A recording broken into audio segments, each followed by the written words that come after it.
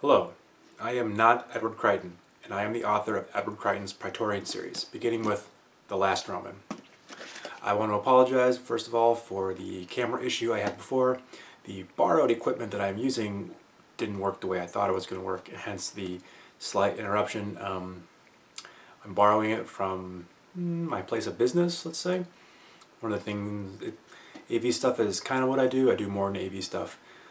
But it's part of what I do, and I have access to it, and shh, don't tell anybody that I'm borrowing it. But honestly, no one will notice that it's gone, unless, and of course, someone that is a fan of my novels sees this, sees this tape, and puts two and two together and realizes who I am. But honestly, that's a risk that I'm pretty willing to take on, to be completely honest. Anyway, so a little bit about myself and why the issue cropped up last time. I have a different camera without a external microphone, so the audio might not be as good, but I think the video will be considerably better. So I'm going to start reading in a minute. Again, this video will probably be about 18 minutes or so. So just to start out,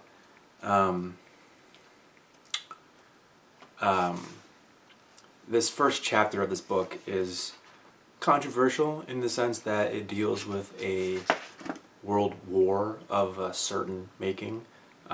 It's not a war that I want to ever see happen. I don't want to see the causes of this war ever occur. I don't encourage war. I'm not a warmonger. And the players in this particular war are not meant to be based on any kind of prejudice or racial connotation that I personally hold. It's just kind of how my brain envisioned things playing out. It isn't a us versus them, Americans versus Islam, the West versus the East, Catholics versus Muslims, whatever. It's not meant to be some sort of horrible thing. I mentioned in the past that I'm a big military buff, at least more in the past, but I love those 80s and 90s movies where, you know, there were stereotypical bad guys featured in those movies, and I guess that kind of bled through into my writing, although if you really think about it, the whole situation isn't particularly far-fetched. You never know what could happen, and it was just set up really for the meat of my novels. I wrote 4 books, right? Each book has 12 chapters, 12, 24, 36, 48, yes, I can do the count on my hand. 48 chapters. Of those 48, 4 are set in modern times, dealing with this situation that is described in the book. So it was not meant to be anything more than just a setup to get Hunter and company to where they needed to go for the rest of the story to move forward. People might think that's bad writing or lazy writing, or, you know, the signs of a poor author, poor writer, and they might be right. But honestly, in 2008, all this stuff seemed very plausible to me. It's worth mentioning that in 2008, when I first wrote this book, the original timeline had it set in 2017. Did I mention that in the last video? I can't remember if I did or not. But originally, I had this whole plot originating in 2017, so it wasn't until 2012 when I started thinking about self-publishing that I realized maybe I'd better jump the time frame a little bit more forward. And 2021 is what I ended up with. Which is funny because 2017, when I originally planned all this, was literally last year. So I'm filming this in, October of 2018. So, I mean, it's kind of scary to think, well, it's only scary to think that much time has gone by since I last wrote this. It's been 10 years. Maybe that's the reason why I'm doing this video podcast. It's the 10-year anniversary of my books being written, finally. Not published, but written. Anywho, in 2008, things looked a lot different. And it's just from my college, very conservative leaning brain, that's just how I saw things going. And honestly, there was a time there. I referenced the Ukrainian, or when Georgia was invaded by Russia during the Chinese Olympics, and that was a rewrite that I added in back later, 2012, to help bridge the story arc to make it seem more plausible. But in 2008 or 2007, when I first started writing this, it hadn't happened yet. And yet it did happen, and this idea of Russia becoming this powerhouse was a real concern, and honestly, it's still a concern. I mean, there's been issues in the Ukraine and everything. Who knows what's going to happen? So I guess the point I'm trying to make is that I don't regret writing it the way I did. I can see why some people will be offended or put off by it, thinking that it's just warmongering or that I'm a bad writer or whatever. But really, the point of it all was to make the situation seem very dire and depressing, so that you almost want to think, like, why would anyone want to live in this time period? It's supposed to give some weight to decisions that are made later in the story. It's a horrible, horrible world. No one would want to live in it. It's bleak, it's grim, end of times, end of days. And, that kind of has bearing on the way the team conceives the timeline, time travel, and everything. So, anyways, that was really long. We're already 5.5 minutes into this video. But that's I just wanted to lay that out there, that the whole setting was just a setup. Would I write it differently now? Probably. But can't change the past. Or at least I don't think you can. If anyone could figure it out, let me know. I'm sure I can go back and change a few things I've done erroneously. Anyways, so if you're following along in this copy of the book, I'm on chapter 14. At the end of the section break, at the beginning of the new section, right after Jacob halo dropped out of the C-130J-2 Super Hercules aircraft. Alright, I'm going to grab a quick sip of water. Apologies for that. Like I said, I'm not going to do a lot of editing, so you're going to see stuff like that a lot. It's not out of laziness, it's just out of the fact that I just don't have time, right? Like, I have a full-time job, I'm a dad, and I have the kind of other side hustle that's ending soon, but it's a busy time. I don't have time to edit right now. Maybe if this takes off, I will. Okay, enough rambling. Okay. As I stood before the two unfamiliar men, I couldn't help but think of my father again. He was about as much of a stranger now as they were. But even so, I found my mind wandering back to Thanksgiving Day 5 years ago. With massive amounts of turkey, potatoes, stuffing, and gravy consumed, my dad, grandfather, and I were sitting around the TV while my mother and sister finished cleaning up the mess. Grandpa had already passed out in a turkey-induced coma while my dad and I watched yet another Thanksgiving football game. Halfway through the third quarter, a breaking news report interrupted the game to reveal that Russia had sent troops into Georgia. The grainy footage revealed civilians massacred as they tried to resist, and we sat there completely stunned for a long while. The scene was an extension of the events that had transpired during the 2008 Beijing Olympics and an escalation of what happened in the Ukraine not all that long ago. "I told you," my dad whispered finally. "I know you did," I replied just as quietly, my attention focused on the report. Everyone had known it was only a matter of time, even if my young, idealistic self back then didn't want to admit it. Russia had been getting stronger for years under its overzealous leaders, and that Thanksgiving set into motion a chain of events that would later lead to another world war. And my dad had been right. "That's where you need to be, son," my father continued in a low voice. You need to be there to stop them." I remember rolling my eyes, like I always did when he brought up the fact that I had chosen to forego military service. It was all he ever talked about. "It's too late now," I replied. "It's never too late," he shouted back, slamming his fists on the cushy chair's armrests. His sudden outburst caused my sister to come in from the kitchen to see what the problem was, but once she realized that we were just speaking to each other, she quickly fled the scene. "It doesn't even matter," I muttered. "We're too weak to go to war. All we can do is sit on our asses and defend ourselves." It was true. The government had been cutting back funding for the military at a precipitous rate for years by that point. By the time I finally joined the military, most of the equipment employed was based off technology from as far back as the early 2000s. The gear was new, but of old design. Funds for America's air supremacy program were halved, Navy equipment was decommissioned at a precipitous rate, and America's Future Force Warrior program for grunts and special forces units was practically abandoned, which was exactly why the only piece of fancy new gear I currently had was the flight helmet I had worn during my halo drop. I was forced to leave the rest of my toys that had trickled into my unit over the years with the Navy, and Reynolds would probably take back the helmet as well. Innovation in the realm of warfare had basically come to a standstill. Many were worried that it put America's military superiority at risk, and if you ask me, it had. But the critics had argued that things had settled down, that we no longer needed such expenses. It hadn't been until 2020, with the war raging around the world, when funds were finally reallocated to the military and we started receiving new gear. With the military underfunded, underpopulated, and sitting on their asses stateside, the country hadn't been prepared for what was to come next. Neither was the rest of the world for that matter, and it wasn't long before Russia began gobbling up lost territory, some nations coming willingly, others through military force, and it was years before America intervened. Just as the news report came to an end, with an uneasy silence lingering in the room after my last statement, my father slowly got to his feet and made his way for the kitchen. Just before he left, he paused by the door and placed his hand on my shoulder. "It's never too late, Jacob," my father repeated. It's your responsibility to protect those unable to protect themselves. It's in your blood. And with that, he left to tell my mom and sister what had happened. I remember sinking deep into my favorite chair, my chin resting on my fist as the guilt started to sink in. It was the beginning of the end for the rest of my civilian life, just as the European bloodbath of that Thanksgiving was the catalyst for the beginning of the end of everything else. Months later, as the guilt had finally destroyed my pride and I applied for officer candidate school, Iran came through on a promise it had made decades earlier to wipe Israel off the map, which they attempted to do with a deadly biological attack on Jerusalem and other neighboring cities. Millions were killed.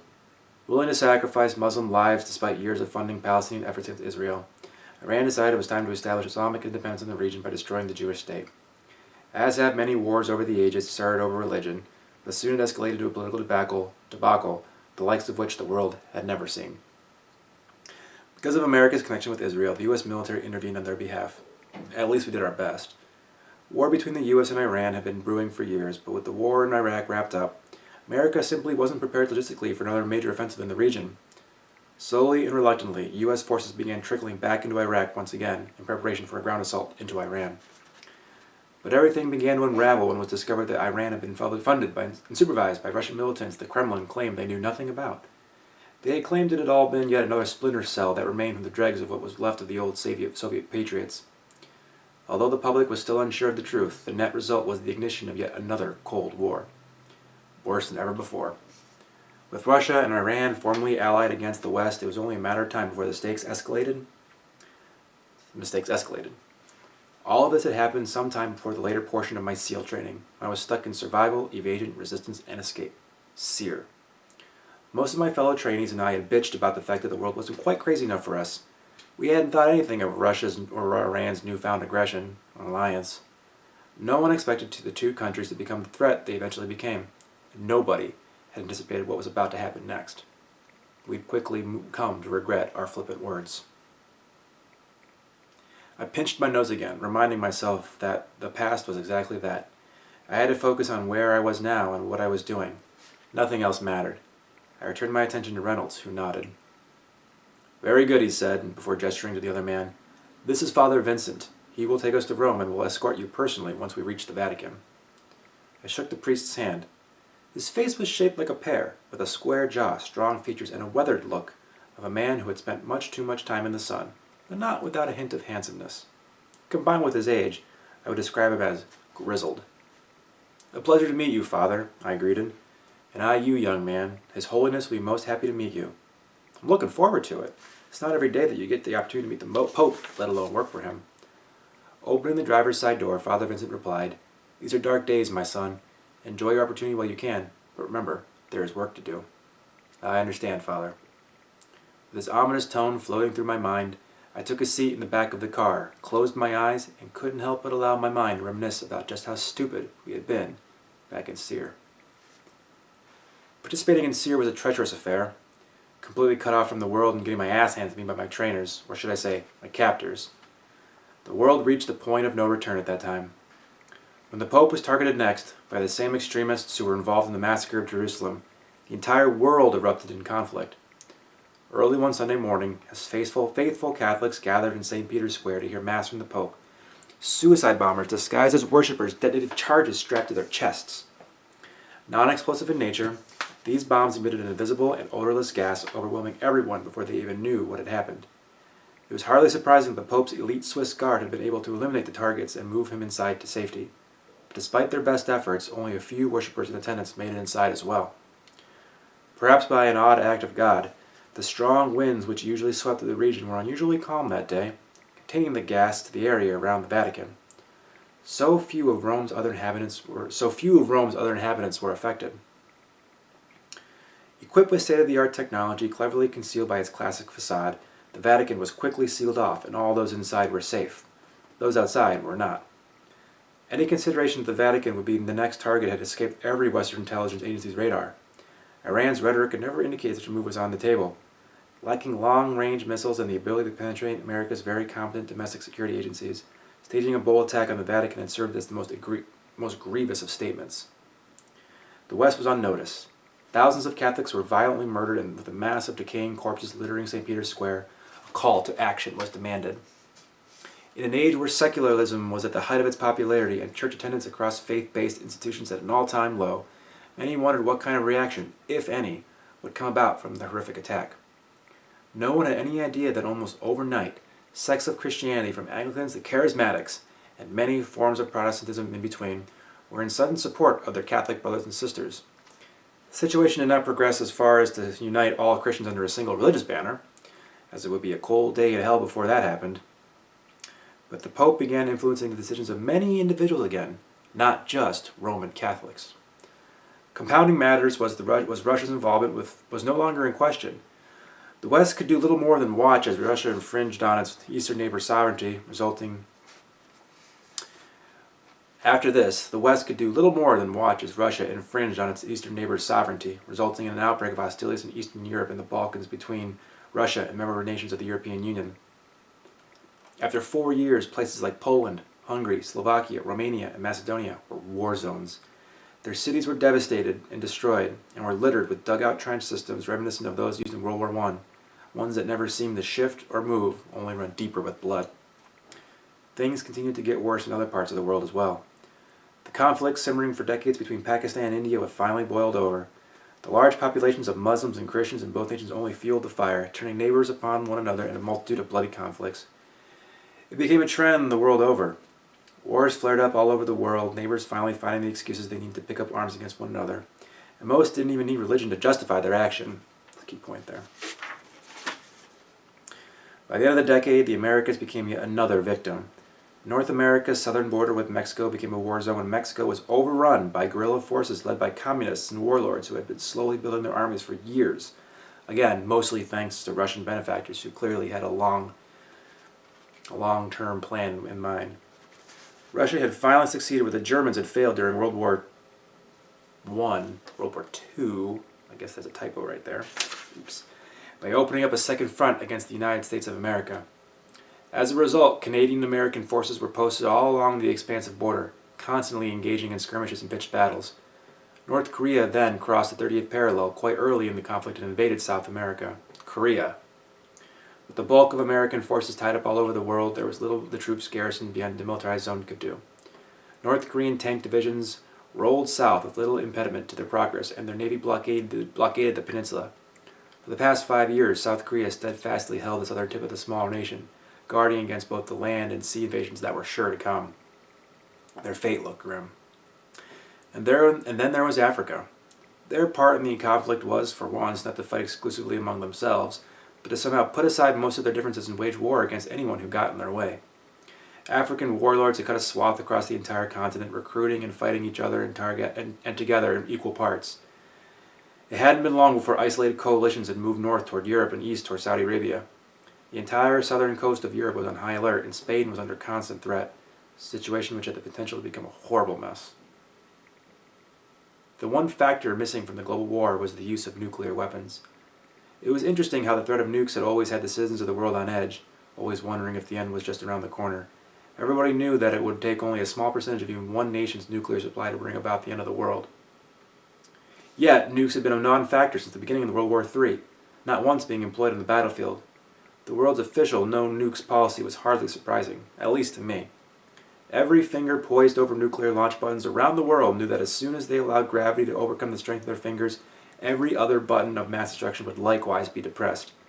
No one wanted to be responsible for wiping mankind off the face of the planet. Even so, life was just as tense as it was in the 1950s, and sooner or later, someone was bound to get antsy and initiate a chain reaction that would lead to nothing short of the end of time. As far as I was concerned, total destruction was inevitable. Okay, we'll stop there. I'm going to record for another minute or two talking, and I'm going to stop, and I'm going to try to get another video in tonight, because I only have 25 minutes of battery life left on this camera. Man, I got to get prepared. I got to get better prepared for these videos. Anyway, so that was the war as I saw it unfolding. Nothing really seriously obvious there, right? I mean, India, Pakistan, people have been worrying about that for decades. It could still boil over. North Korea, South Korea, hello.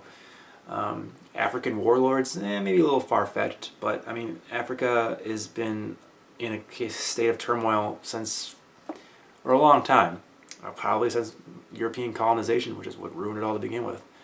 Although you can probably argue that things have been going on longer there, but you can say about anywhere in the world. There's been conflicts all over the world. Same thing with South America. I mean, Venezuela, Colombia, these very highly socialist countries that hate America's guts. People don't really understand that people are very, very easily swayed. So the minute there's a catalyst for something like this happening by a few powerful people, it doesn't take long for the masses to rise up and go with the flow. I mean, people think today we're so much more sophisticated and knowledgeable due to the internet and our interconnectivity and education. I don't necessarily agree. I think deep down we're all still just we all have like a mob mentality. We all just kind of focus on one thing and we can't be dissuaded by it. And honestly, you can argue the internet has made that worse. I won't argue that because I don't have time to, nor am I all that well versed in it. I can't make all the great best arguments, so I usually don't even try. But that is my opinion. I don't think people are inherently stupid, but I think people are inherently easily swayed. And anything could just push people over the edge. And to that point, the point I was making earlier about a lot of this seeming like Catholics versus Muslims, Christianity versus the East, blah blah blah. It's true, but honestly, I don't remember if we figure it out in this book or not. I think it is in this book at the very, very end. It isn't so much that the catalyst for these bombings in Iran or in Jerusalem and the Vatican are due to Islamic aggression. I don't know how much I want to say, because I think some of it might be spoilers. But for those of you who remember the catalyst that sends everyone into the past, that's not too much of a spoiler, it's actually on the back cover. So if everyone remembers the catalyst of that, one of the side effects of that, and the guy who had it, he was kind of swayed by the thing's influence. Again, not getting too spoilery here. So really, like, that was the reason why World War III happened. That object, the MacGuffin of this whole epic saga, it can be argued that that is what started this chain reaction of World War III-esque events. It isn't necessarily anti-Catholic, anti-Muslim, anti-socialist, anti-communist, anti-Russia. Apologize, Russians out there. Like, I'm not anti-Russia, despite how bad they may appear in my book. Like, I actually kind of like Russia. I think it's an interesting place. The only Russian that I don't actually like is the one I dated in college who dumped me. I don't actually really like her very much. But I guess that was probably my fault, honestly. So, but that's how it is. Anyway, so that's all I'm going to say about that. People read too much into these things sometimes, and I'm not trying to justify my stance on it. But if you'd continue reading, you might have understood that all of this is due to the influence of some kind of this evil entity that is unexplained for now, for whatever. So people should kind of, shouldn't judge immediately. Sometimes books are written in ways so that things change over the course of a story. People's perspectives on life change over the course of a story. So even though someone might be some away in the beginning, they learn towards the end. And I think Jacob's a good example of that, especially over the course of the 4 books. It changes tremendously. Anyways, that's enough of that. I'm going to cut it there, about 23 minutes. And I'll see you in the next video, which should probably finish chapter 1. All right, YouTube, have a good one.